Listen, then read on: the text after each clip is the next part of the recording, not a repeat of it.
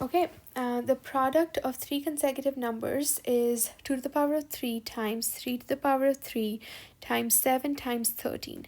What is the sum of these three consecutive numbers? Sum of these three numbers: 75, 78, 81, 85, or 86. So I started off by dividing 75 by 3 because that would give me where the consecutive, or like the equal parts at which the number is or the sum is divisible into. So 75 divided by 3 will give me 25. That means my consecutive number list could be 24, 25, and 26. I can do that for 78 divided by 3, which gives me 26, and my list could be 25, 26, and 27. Doing that for 81. 81 divided by 3 gives me 27. So my numbers can be 26, 27, 28. And doing that for 85. 85 divided by 3 is not really possible. It doesn't give me a whole number. 86 divided by 3 doesn't give me a whole number either, so it'll be difficult to do it with them. So I'm canceling out option D and E.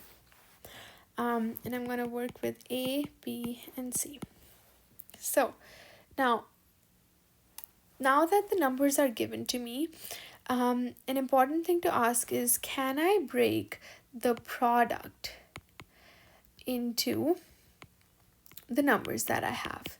So I'm going to simplify this. I know that's 8 times 27 times 7 times 13.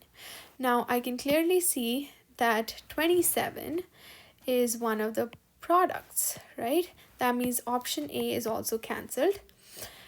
Now I need to see if I can make 26, 25 using 8, 7, and 13. Now clearly, because 25 needs 5 times 5, this wouldn't be possible. So let's break down 8 into 4 times 2, because that's a composite number, but 7 and 13 aren't. 4 times 7 is 28.